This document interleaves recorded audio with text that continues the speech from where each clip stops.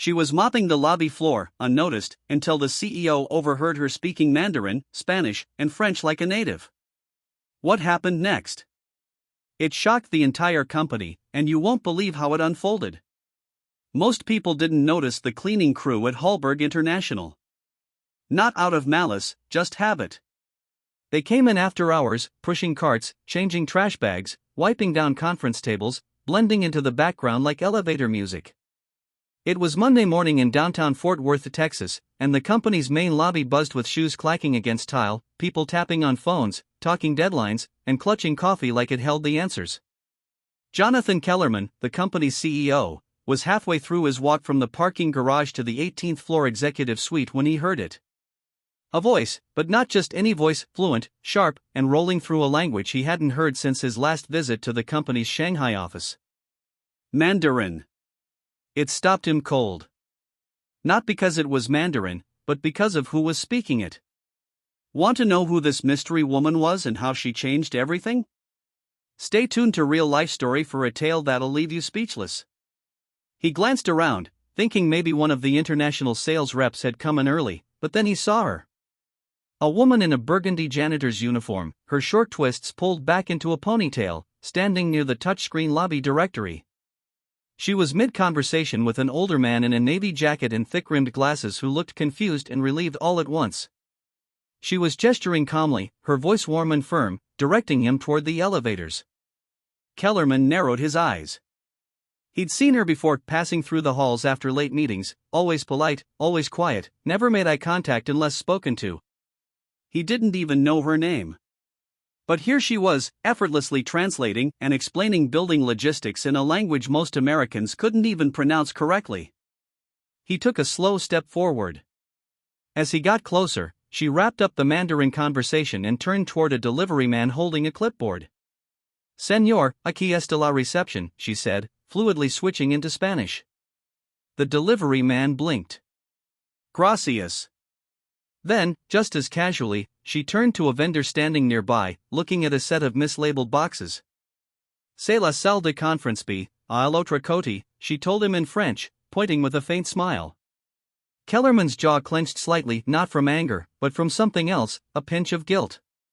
He'd worked in global logistics for over 2 decades, led international expansions, hired translators, built cross-cultural training programs. Yet here, in his own building, the most linguistically gifted person he'd encountered in months was scrubbing toilets just 2 floors below. Can you imagine discovering this kind of hidden talent right under your nose? Subscribe to Real Life Story to hear how this incredible moment sparked a company-wide transformation. He stepped forward, more curious than commanding. "Excuse me?" She turned toward him, startled but composed. "Yes, sir." He smiled faintly. "That was Mandarin, right?" "Yes, sir."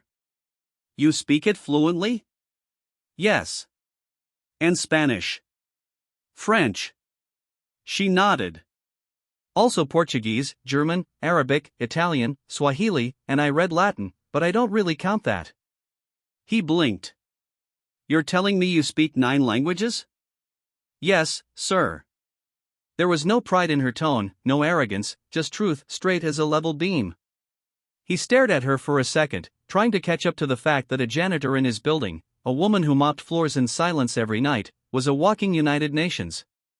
"What's your name?" he asked finally. "Denise Atwater." "Miss Atwater, are you free for a few minutes?" Her brow raised slightly. "Now?" "Yes, I'd like to talk to you in my office." He noticed the look of hesitation, not fear exactly, just that built-in reflex people have when they're used to being ignored or underestimated. She slowly nodded. "All right." He pressed the elevator button, holding the door open as she stepped inside. Inside the lift, silence settled for a moment. "I've worked here for 13 years, she said suddenly as they rose toward the executive floor. He turned toward her. "Never thought I'd be invited up." He gave a small, quiet smile. You might be surprised how quickly things can change. But he had no idea just how much was about to change, not for her, and not for him. The elevator dinged. Denise stepped out first, her shoes quiet on the polished wood floor of the executive hallway. It smelled like citrus and leather, money, if you had to put a cent on it. Kellerman's assistant glanced up, wide-eyed at the sight of Denise beside him. He didn't explain, just nodded for her to let them through. Once inside the glass-walled office, he gestured to a chair across from his desk. "Please, sit." She sat carefully, folding her hands in her lap, eyes moving slowly across the room. She wasn't impressed, just observant. A large world map hung behind him, each country dotted with colored pins. On the side table, a tray of espresso cups, a photo of his 2 daughters, and a dusty award from a trade conference in Brussels.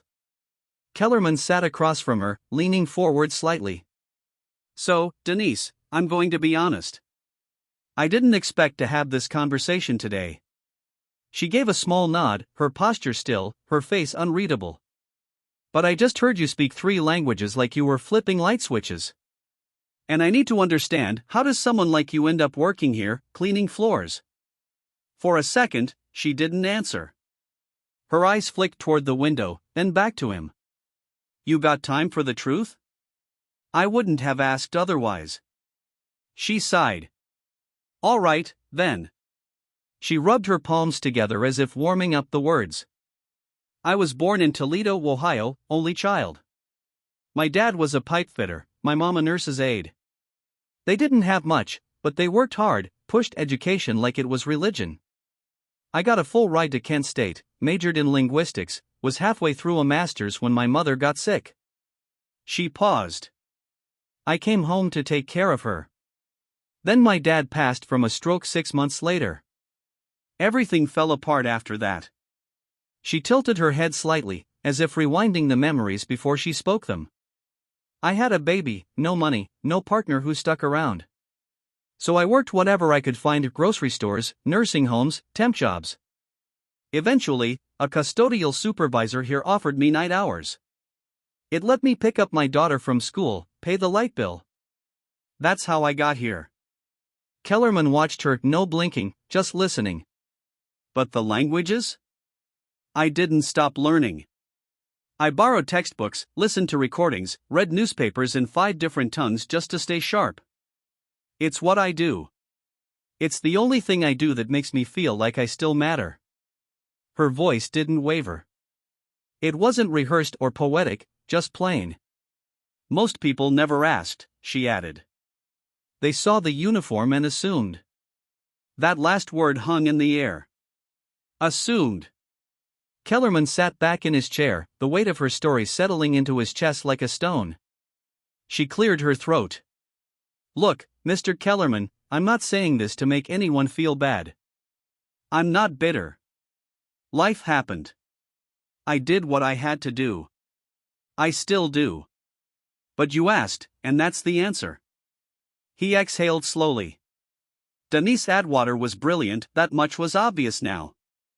But she wasn't asking for pity or even a handout.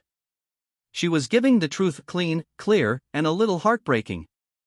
"You ever think about doing anything else?" he asked.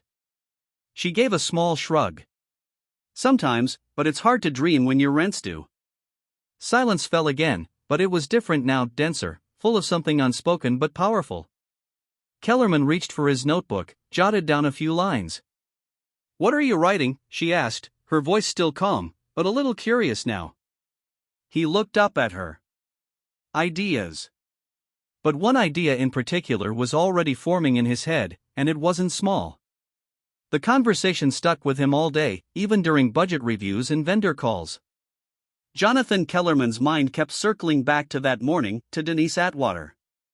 Her calm voice and the quiet way she'd listed 9 languages like they were nothing. That kind of fluency didn't just happen. It took years of discipline, curiosity, and heart. Around 3:45 p.m., he left the executive floor and rode the elevator down to the building's service level. He wanted to see something for himself. Down there, the air was warmer. The walls were off-white, scuffed from carts and boots. He passed by maintenance crews, break rooms, stacks of bottled water, and finally reached the janitorial supply room.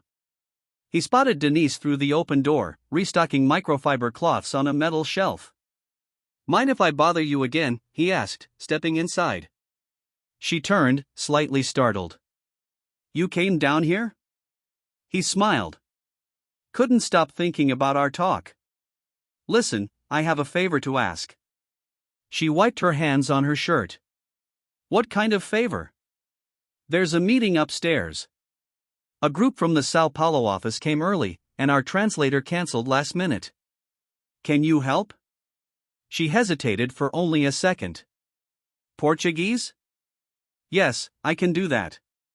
Minutes later, they were in conference room 4C. Four Brazilian executives sat awkwardly, checking their phones.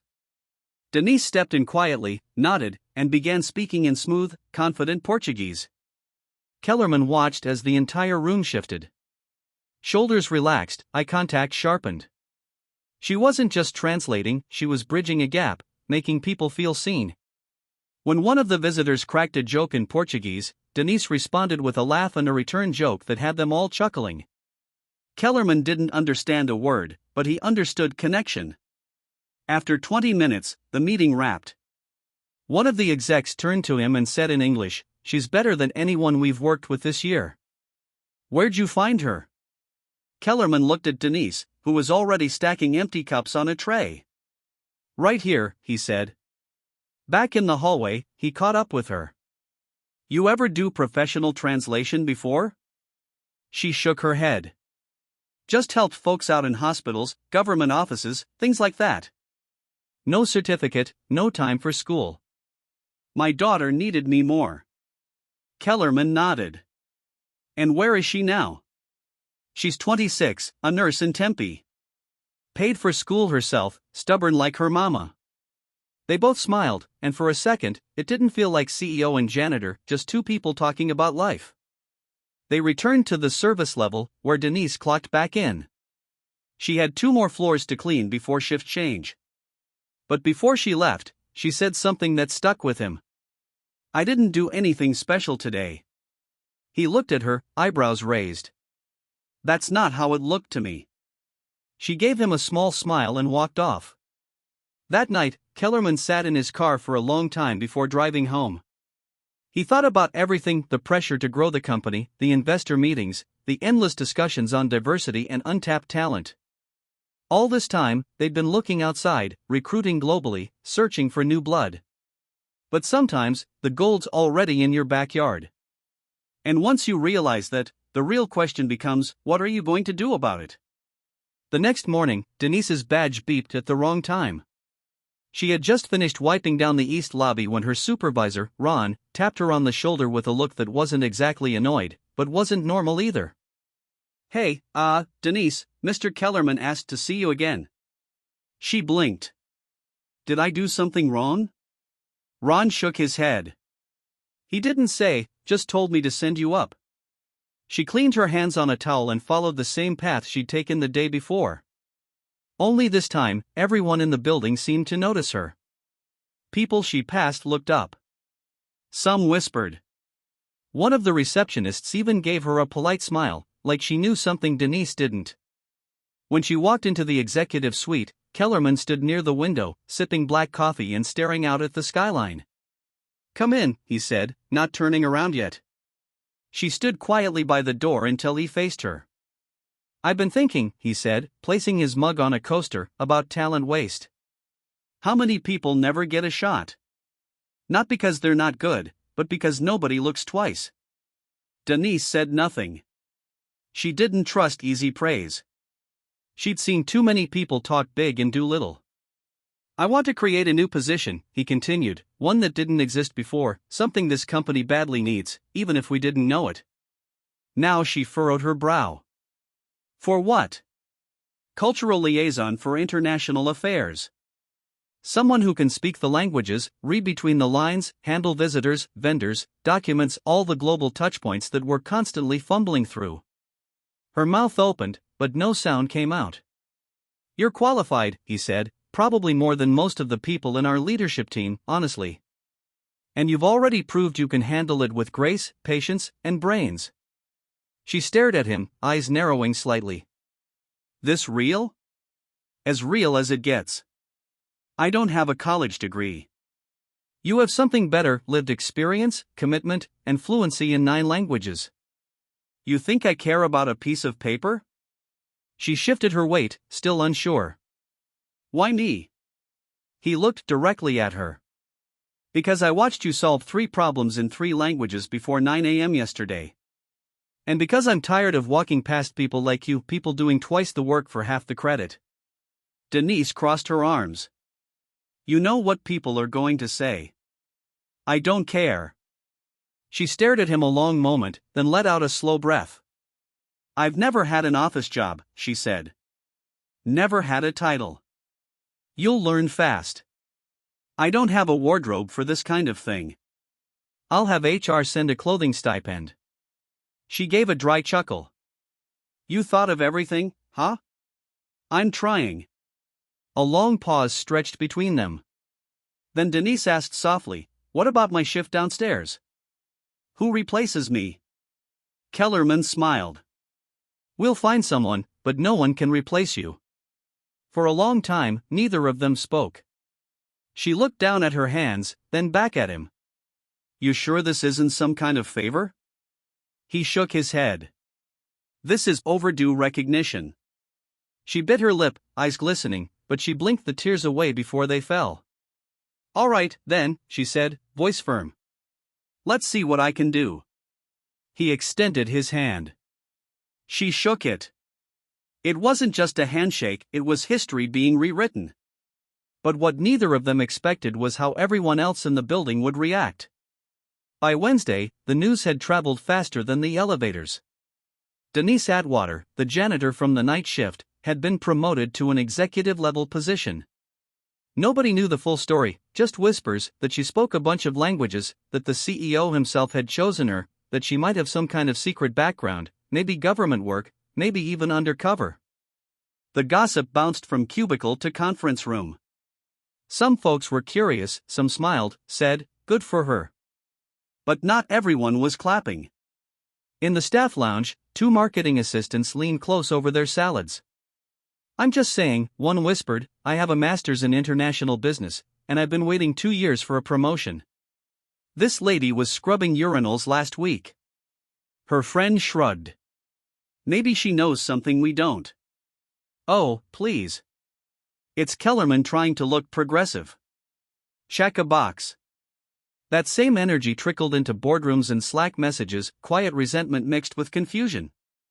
People weren't used to upward moves coming from outside the usual ladder. Denise felt it the second she stepped into her new office on the 12th floor. It was modest, just a desk, a plant, and a computer she hadn't touched yet. But to her, it looked like another planet. When HR finished onboarding her, she asked if she could keep the night uniform, not to wear, just to remind herself. That afternoon, she met with Victor, head of international operations. He walked in with a clipboard in tight eyes. Didn't shake her hand. Didn't sit. So, you're the new liaison, he said, like it was a joke wrapped in politeness. Denise looked up. That's what I'm told. You have experience in corporate environments? She smiled. Only from the outside looking in. He didn't laugh. I've got reports from Italy, contracts from our Dubai partners, and an entire vendor issue in Sao Paulo. Think you can manage that? She stood up. I'll need a few hours to review, but yes. Victor dropped the folder on her desk and walked out. Later that night, Kellerman stopped by her office. How's day 1? She exhaled, leaned back in her chair. I've had worse. He smiled. Victor give you a hard time? He doesn't scare me. I figured. She paused, then added, but can I ask you something? Anything. Why now? Why me? You could have just given me a bonus and kept moving. He leaned against the door frame. Because I saw myself in you. She raised an eyebrow. You were a janitor? No, but I was overlooked a lot. I came from nothing. My dad fixed cars in a town no one visits. I worked 3 jobs through college. People thought I didn't belong in rooms like this. Denise nodded slowly. Now you're the one deciding who gets in. He nodded back. Exactly. There was a beat of silence before Denise looked down at the file on her desk. I'll be honest. I'm nervous. Good. Means you care. She looked up again. There's going to be people who hate this. They'll get over it, or they won't. Either way, we're moving forward. Kellerman stood straight. You have a story, Denise. A real one. And now you've got a platform. Then he turned to leave. As the door clicked behind him, Denise looked around her office. She remembered the years she'd cried in bathroom stalls during lunch breaks, the nights she came home with aching feet and barely enough energy to heat up soup, the birthdays she missed, the promotions she watched go to people who never even said good morning. She opened her desk drawer and placed the old janitor badge inside, not to forget, to remember exactly what it took to get here. But this story wasn't just hers anymore, and the spotlight was about to grow much brighter. By the end of the week, Denise's nameplate was mounted outside her office, black letters on brushed steel, Denise Atwater, Cultural Liaison, International Affairs. It looked official, clean, permanent. Word had gotten out formally this time. The company-wide email hit inboxes Friday morning, sent by Kellerman himself. It was short, clear, and carried weight. He explained her role, her background, and, more importantly, her value. He didn't frame it as charity or a feel-good gesture. He made it clear she was the best person for the job. Period. But that didn't stop the noise. Some managers grumbled under their breath. Others softened up once they saw her in action. She navigated conversations with foreign clients better than the software. She corrected mistranslations in old contracts that had cost them money for years. And she never showed off, she just worked, quietly, smoothly, better than anyone had expected. On Monday, Denise was asked to join a meeting with a delegation from Morocco. The company's North African expansion had been stuck for months over miscommunication and mistrust. She walked into the room in a soft beige blazer, sat at the table, and introduced herself in fluent Moroccan Arabic. The room changed. You could feel it, the shift. People leaned in. They listened. Because when someone speaks your language, you don't just hear words, you hear respect. After the meeting, one of the Moroccan partners approached her privately. He touched his chest gently, a traditional sign of gratitude. No one's ever done that for us, he said. Not in our language. Not like that. Denise nodded. You matter. That's all. By midweek, Kellerman made another move. He renamed the company's main training room, where all new hires gathered for orientation and where mid-level leaders held workshops. The plaque outside the door was taken down. In its place, the Atwater room. No big announcement, no party, just a quiet sign, and a shift that meant more than flowers or cake ever could. Later that afternoon, Kellerman stood outside the room, watching as a new group of interns filed in. He heard one of them whisper, "Who's Atwater?" A senior staff member answered, "She's someone who reminded this place that greatness doesn't always come in a suit." That same day, Denise found a sealed envelope on her desk. No return address, just her name, handwritten in block letters. Inside was a note. It read, "I used to think I'd be invisible forever. But today, I stood a little taller because of you. Thank you." No signature, just proof that people were watching, people who needed to see what was possible. Denise sat there, staring at the words, her throat tightening. She didn't cry. She didn't need to, because that was the moment she realized this wasn't just a job. It was a door. But not every door stays open without a fight. And someone was already planning to push back. Late Thursday, Denise was called into a meeting not by Kellerman, but by someone higher up. Eleanor Craig, a senior board member who'd flown in from Dallas. She'd been with the company since the 90s, sharp suits, sharper tongue. Denise walked into the small conference room on the 17th floor, where Eleanor waited with a stack of papers and a flat stare. "Have a seat," she said without looking up.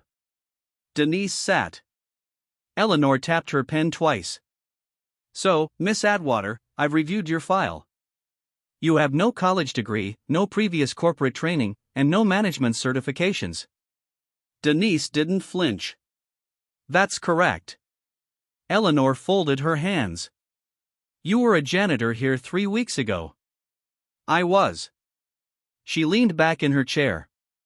Help me understand how someone with your background is now handling high-level international affairs. Denise held her gaze. Because I speak the languages. I understand the cultures. I've already fixed 2 vendor contracts and cleared a 3-month delay in our Morocco deal. I also helped secure a verbal agreement with our Brazilian partners that legal is finalizing next week. Eleanor pursed her lips. You think this company should be run on instinct and charm? Denise smiled slightly. No, ma'am. I think it should be run on results. Eleanor blinked. That was the first time Denise had seen her hesitate. I don't need to be liked, Denise added. But I do need to be useful, and I am. Eleanor stood and slowly closed the folder. You're a gamble. I'm used to that, Denise said quietly. My entire life's been one. When the meeting ended, Denise didn't return to her office right away. She walked out of the building and sat on a bench across the street, staring at the glass tower she now worked in. So many years, she had walked past that building wearing the same uniform, carrying cleaning supplies, wondering if anyone saw her. Now they all did, and some didn't like it. She pulled out her phone and called her daughter. Hey, Ma, her daughter answered. Everything okay? Denise hesitated, then nodded to herself. Yeah, just needed to hear your voice. You sure? I'm sure. They talked for a few minutes, mostly about nothing, groceries, her daughter's dog, a new movie she wanted to watch. But just hearing her laugh steadied Denise. After they hung up, she sat in silence. Then she stood up, walked back across the street, and rode the elevator to her floor. By the next morning, word of the Eleanor Craig meeting had somehow spread. And to everyone's surprise, Denise didn't back down. She showed up early, spoke at a team meeting, took a call with the German office without needing a translator, calm, sharp, unbothered. That same day, a handwritten note appeared on the whiteboard outside her office. We see you. No name, just 3 words that meant the world. In the following weeks, something strange happened. People started coming to her not just for translation, but for advice, guidance, confidence. She became the person people went to before they pitched an idea. She'd sit with interns and give them tips before big presentations, and she never talked down to anyone. One of the interns, a shy Vietnamese kid named Bao, asked her, "How did you learn all those languages?" She smiled. "1 word at a time. Same way you will." Denise wasn't just doing her job, she was changing the culture. One afternoon, Kellerman joined her for coffee in the break room. Been hearing good things, he said. She sipped from her cup.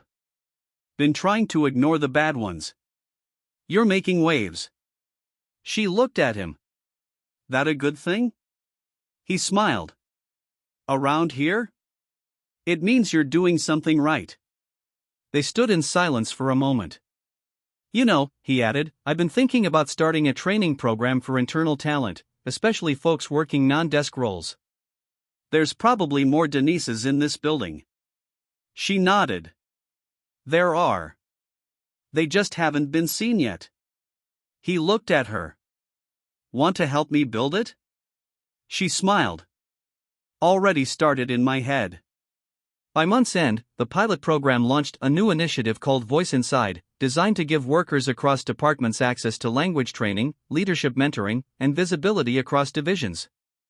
It was Denise's idea, and it caught fire.